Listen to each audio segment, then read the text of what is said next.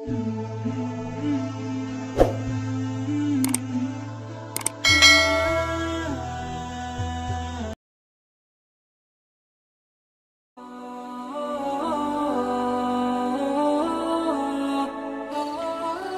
sekalian yang dirahmati Allah Subhanahu wa taala, yang semoga selalu dijaga hatinya oleh Allah Subhanahu wa taala agar selalu thiqah billah, agar selalu percaya dan yakin kepada Allah Subhanahu wa taala. Karena kelemahan kita itu berawal saat kita mulai meragukan Allah. Dalam segala dinamika hidup, kita selalu butuh Allah. Kita butuh Allah ketika Allah kasih kita ujian, bahkan tetap kita butuh Allah ketika Allah kasih kita nikmat. Kalau kita butuh Allah saat diuji, agar kesabaran kita terjaga. Karena orang yang tidak ditemani atau dibersamai oleh Allah Subhanahu wa taala ketika dia sedang diuji, maka dia akan mudah untuk berkeluh kesah, bahkan berputus asa. Kebersamaan Allah kepada dia saat dia diuji itu adalah Allah Subhanahu wa taala menghibur hatinya. Allah Subhanahu wa taala menenangkan hatinya. Allah Subhanahu wa taala menghidupkan hatinya dengan nikmat iman. Ala bidzikrillahi tatmainnul qulub. Innamal mu'minun idza dzukirallah wajilat qulubuhum. Bukankah dengan mengingat Allah hati menjadi tenang? Dan orang yang beriman apabila diingatkan dengan nama Allah, disebut nama Allah, maka hatinya akan bergetar. Ini bentuk Allah membersamai hambanya ketika dia dalam keadaan diuji. Allah menghiburnya dengan kalimat, alam yajidka yatiman fa'awa, wa wajadaka dhallan fahada, wa wajadaka ailan fa'aghna. Allah menghiburnya dengan kalimat, inna a'tainakal kautsar. Allah menghiburnya dengan kalimat, kalla saya'lamun, summa kalla saya'lamun. Allah menghiburnya dengan kalimat, la tahzan, innallaha ma'ana. Ini adalah ketika Allah membersamai seorang hamba saat dia dalam keadaan diuji. Allah membersamai hamba juga ketika dia dalam keadaan diberi nikmat. Karena tanpa itu, maka seseorang akan jatuh justru kepada dosa-dosa karena dia mendapatkan banyak kenikmatan hidup. Kalau Allah Subhanahu wa taala tidak menjaga dia saat dia diberi nikmat, maka nikmat itu justru menjadi jalan bagi dia untuk terjerumus kepada banyak dosa. Justru nikmat itulah yang menjadi penghalang bagi dia untuk mengingat Allah. Karena dia sibuk menikmati hidupnya, akhirnya dia terhalang dari mengingat Allah tepat waktu. Sibuk menikmati hidupnya, terhalang dari Allah untuk bangun tengah malam. Karena dia tidurnya larut. Kenapa tidur larut? Karena terlalu banyak yang harus dia nikmati sebelum tidur. Dia bisa makan-makan, dia bisa jalan-jalan, dia bisa ngopi, dia bisa ketemu teman, dia bisa belanja. Bahkan dia nunggu midnight sale untuk bisa menghabiskan nikmat yang Allah kasih kepada dia. Sehingga akhirnya tidurnya terlalu larut, lalu dia tidak bisa bangun untuk menghadap Allah, curhat kepada Allah. Hal yang selama ini dia lakukan justru ketika dia diuji oleh Allah. Ketika diuji oleh Allah, mudah bagi dia bangkit tengah malam, curhat, sujud panjang, menangis dalam doa. Ketika Allah kasih nikmat, curhatnya hilang, malamnya lelap, sampai bahkan subuhnya juga kelewat. Ini kalau Allah nggak membersamai seorang hamba ketika dia diberi nikmat. Sehingga orang yang seperti ini, kalau dalam keadaan seperti ini terus-menerus dalam jangka waktu yang lama, nanti dia akan terjebak di dalam istidraj. Setelah sekian lama, tapi nggak boleh kita baru ngelihat orang dapat nikmat, wah istidraj itu, nggak boleh. Ini namanya rillan, dengki sama orang lain. Nggak mau ngelihat orang dapat nikmat itu nggak rela gitu, langsung dijudge, istidraj, hati-hati. Melihat orang dapat nikmat, ain, hati-hati. Melihat orang dapat nikmat, ria, sombong, hati-hati gitu kan. Ini gampang menjudge. Istidraj itu setelah sekian lama. Karena Allah nggak langsung mengistidraj hambanya hanya ketika sekali dia terjatuh. Hanya ketika sekali dia tergelincir. Hanya ketika sekali dia tersandung. Langsung Allah istidraj. Allah tidak seperti kita yang mudah sekali untuk patah hati. Allah itu dikhianati oleh hambanya berkali-kali nggak patah hati. Sabar nunggu kita taubat. Berbaik sangka bahkan kepada kita walaupun Allah Maha tahu tentang nasib kita. Berharap, berbaik sangka di sini artinya Allah berharap kita suatu saat sadar, suatu saat kembali, suatu saat pulang lagi kepada Allah, suatu saat minta ampun kepada Allah. Gak langsung begitu kita bikin dosa, sementara nikmat kita banyak, langsung Allah, wah kamu udah saya istidraj. Biarin aja kayak gitu. Unfollow. Allah mengunfollow hambanya, ya, tapi butuh waktu yang lama. Setelah postingannya sekian kali itu jelek terus. Bahkan kalau dia scroll dari bawah itu postingannya jelek semua, maka di unfollow. Siapa orang yang di unfollow oleh Allah? Bara'atum minallah. Itu bahasa Al-Qur'annya. Allah berlepas tangan. Apa bahasa sosial media? Allah berlepas tangan. Udah gak mau lagi membersamai dia. Udah gak mau lagi perhatian sama dia. Udah memutuskan dia, ini diputusin sama Allah, ini seburuk-buruk musibah, tapi kan enggak ujuk-ujuk ya. Baru sekali kesandung, udah males unfollow aja. Itu mah kita. Kalau Allah enggak kayak gitu.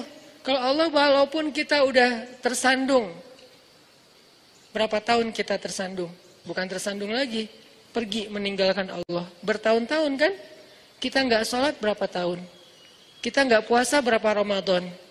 Kita nggak zakat berapa kali dikasih rezeki, berapa kali masuk nisab dan haul. Kita mengabaikan azan berapa kali dengar dalam sehari. Apakah langsung Allah istidraj? Enggak. Tapi kalau kita terus-terusan kayak gini, satu saat Allah biarkan kita istidraj. Sanastadrijuhum min haitsu la ya'lamun. Akan kami istidraj mereka dari jalan yang mereka nggak pernah duga. Maksudnya mereka pikir hidup mereka baik-baik saja. Mereka pikir mereka tidak akan celaka lagi. Mereka pikir mereka tidak akan bisa binasa lagi. Itu disebut di dalam surat Al-Mulk, disebut di dalam surat Al-Kahfi, cerita tentang orang-orang yang kufur sekian lama sampai dia berkeyakinan saya nggak mungkin rugi. Saya nggak mungkin celaka. Dari jalan mana saya akan celaka? Sementara saya punya segalanya. Dalam kondisi kayak ginilah orang sanastadrijuhum min haitsu la ya'lamun. Akan kami istidraj, akan kami giring mereka dari jalan yang mereka nggak pernah duga kepada apa digiring. Bukan kepada kesesatan. Allah tidak menyesatkan hambanya. Kalimat Allah menyesatkan di sini artinya Allah membiarkan sesat. Kalau kita menerjemahkannya, Allah memberi petunjuk dan menyesatkan, kok Allah jahat banget ya?